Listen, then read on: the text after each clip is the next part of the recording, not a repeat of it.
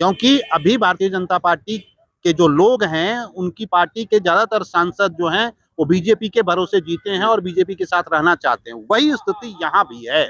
Janata Dal United के ज्यादातर जो सांसद आज जीत के दिल्ली पहुंचे हुए हैं और उनका जो ट्रैक रिकॉर्ड है, जिस आधार पर हम सब आप जैसे लोग या आम जनता ये कहती है कि वो कब क्या करेंगे पता नहीं। वो दाएं हाथ अगर करता है तो बाएं हाथ को उनका पता नहीं चलता। बड़े मतलब सातिराना तक तरीके से वो राजनीति करते रहे हैं और मुझे लगता है कि नीतीश जी अगर अपनी आगे सियासत को वाकई में बेदाग बचाए रखना चाहते हैं और हालांकि उन्हें सलाह दी भी जा रही है।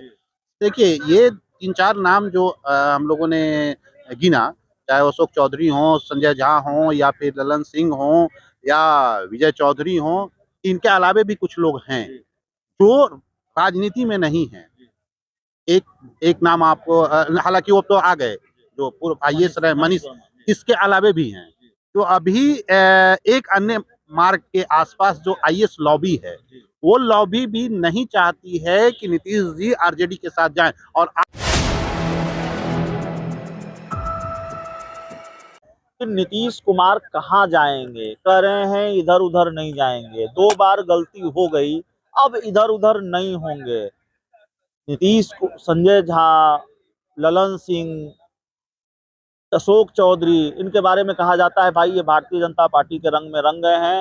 ललन सिंह की वजह से जो बयान, ललन सिंह की तरफ से जो बयान आया कि मुसलमान वोट नहीं देते, तो ये भी आरोप लगे। वक्फ संशोधन अधिनियम बिल पर समर्थन किया, तो ये चर्चा भी होती है कि बिल्कुल भारतीय जनता पार्टी के रंग में रंग गए हैं ये 3 नेता, नीतीश कुमार के करीबी 3 नेता। और नीतीश ये जो चाहेंगे नीतीश कुमार वहीं रहेंगे और नीतीश कुमार वाकई कहीं नहीं जाने वाले।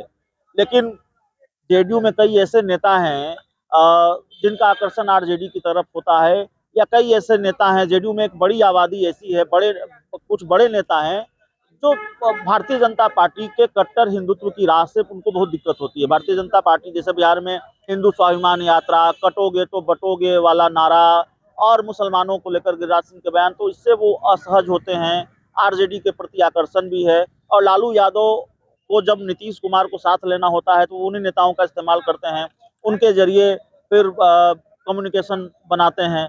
विजेंद्र यादव का पता नहीं ऐसा है कि नहीं, आप बताएंगे बेहतर, लेकिन विजेंद्र यादव का नाम बड़ा चर्चा में आता है। उनके नाम की चर्चा होती है कि विजेंद्र यादव इस काम के लिए लगाए जाते हैं आमतौर पर जब भी आरजेडी के साथ दोस्ती होती है। तो जहां विजेंद्र यादव चाहेंगे, अगर ऐसा है तो विजेंद्र यादव जहां चाहेंगे वहां नीतीश जाएंगे, या बीजेपी के साथ ही रहेंगे जहां ललन सिंह, अशोक चौधरी और संजय झा आप चाहेंगे? नहीं देखिए विजेंद्र यादव आरजेडी के लिए फील्डिंग करते रहे हैं जनता दल यूनाइटेड में रह के, एक बार नहीं कई बार, और उनका झुकाव शुरू से लालू प्रसाद के प्रति रहा है। और कई बार पिछले बार जब ये आरजेडी के साथ गए, इस बात का जिक्र तो खुलेआम मीडिया के बीच में और आम लोगों के बीच में हुआ। विजेंद्र यादव पार्टी को जेडीयू को आरजेडी की तरफ रखना चाहते हैं, लेकिन अभी की जो स्थिति है, अभी पूरी तरह से ललन सिंह हो, अशोक चौधरी हो या फिर आप संजय झा हो या एक और हैं ये विजय चौधरी हो, ये तमाम जो लोग हैं ये नहीं चाहते हैं कि लालू जी के साथ या आरजेडी के साथ कल की तारीख में अगर स्थिति ऐसी बनी तो पार्टी एक बार फिर आरजेडी के साथ जाए। वो नहीं चाहते, वो चाहते हैं कि भारतीय जनता पार्टी के साथ रहना ज्यादा सेफ है। इसके अलावे जो आप अगर देखिए अभी की जो स्थिति है, विजेंद्र यादव भी उम्र के जिस पड़ाव पे हैं, मुझे नहीं लगता है कि उस स्थिति में अभी हैं कि वो खुलकर बैटिंग अब कर सके। नंबर 1। नंबर 2, जिसके लिए बैटिंग करेंगे नीतीश जी की भी अभी जो स्थिति है उस उम्र के जिस पड़ाव पे है और जो देखने को मिल रहा है, मुझे नहीं लगता है कि अभी नीतीश जी के लिए भी जाना उधर सेफ है। और यही वजह है कि बार बार नीतीश जी कह भी रहे हैं या उन्हें कहवाया जा रहा हो, जो ये 3-4 लीडर हैं, कि भाई आप बीजेपी के साथ रहिए। अब इन जब भी मैंने एक बात कहा कि अगर अभी चिराग के जो अगर कहते हैं कि वैसी जरूरत हुई तो मंत्रिमंडल से मैं इस्तीफा दे दूंगा या लात मार दूंगा मंत्री पद का, वो ऐसा नहीं कर सकते। क्योंकि अभी भारतीय जनता पार्टी के जो लोग हैं, उनकी पार्टी के ज्यादातर सांसद जो हैं वो बीजेपी के भरोसे जीते हैं और बीजेपी के साथ रहना चाहते हैं। वही स्थिति यहाँ भी है।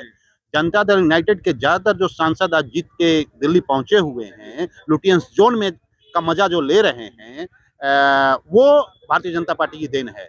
कोई भी सांसद, कोई भी नेता ये नहीं चाहेगा कि दूसरी जगह जाकर। ठीक है, नीतीश कुमार कह भी रहे हैं या कहलवाया जा रहा है, जो बात आप कर रहे हैं कि अब इधर उधर नहीं जाएंगे।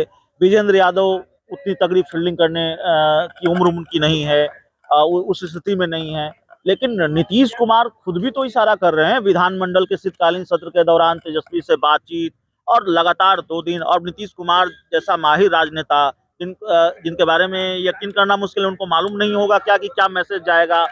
जिस तरह से वो इशारों इशारों में बातचीत कर रहे हैं, बीजेपी को डराने के लिए कर रहे हैं या वाकई दरवाजा अभी खुला रखा है भतीजे के साथ दोस्ती के लिए नीतीश ने? देखिए, दो तरह की बातें हैं। नीतीश कुमार जो हैं एक मंजे हुए खिलाड़ी हैं, इसमें कोई दो राय नहीं है।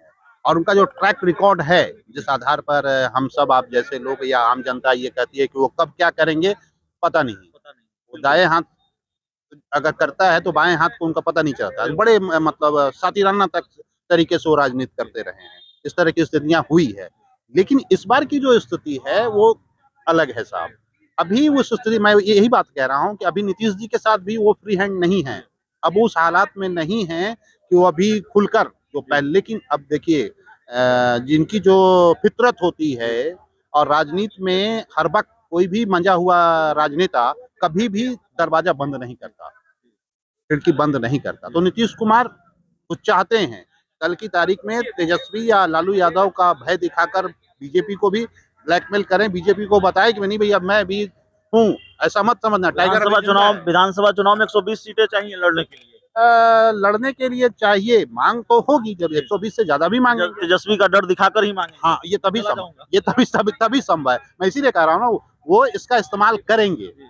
लेकिन उस स्थिति में मुझे नहीं लगता है कि नीतीश कुमार होंगे कि वो अभी बीजेपी को छोड़कर, एनडीए को छोड़कर फिर एक बार महागठबंधन या इंडिया गठबंधन की तरफ जाएं। नहीं जाएंगे, आप बता रहे हैं सर कि नहीं जाएंगे। आखिरी सवाल है, पार्टी कहाँ बच रही है? बीजेपी के साथ रहकर, एनडीए में रहकर बच रही है? पार्टी के अस्तित्व पर भी संकट है, जो स्थिति परिस्थिति सामने आने वाली है कि इंडिया गठबंधन के साथ, आरजेडी के साथ जाकर बच रही है? क्योंकि नए नए खिलाड़ी मैदान में हैं। प्रशांत किशोर, आपने बताया इससे पहले पशुपति पारस नुकसान पहुंचाएंगे नीतीश कुमार को।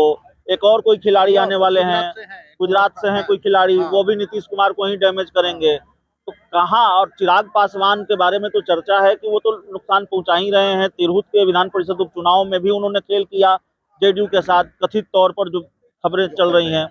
तो यहाँ तो चक्रव्यूह ही चक्रव्यूह है नीतीश कुमार के लिए। तो इसीलिए अब देखिए, जब आदमी डूब रहा होता है तो फिर देखता है कि चल भैया डूबना तो है ही, अब तो कोई विकल्प। देखिए, नीतीश जी के पास अभी कोई विकल्प नहीं है।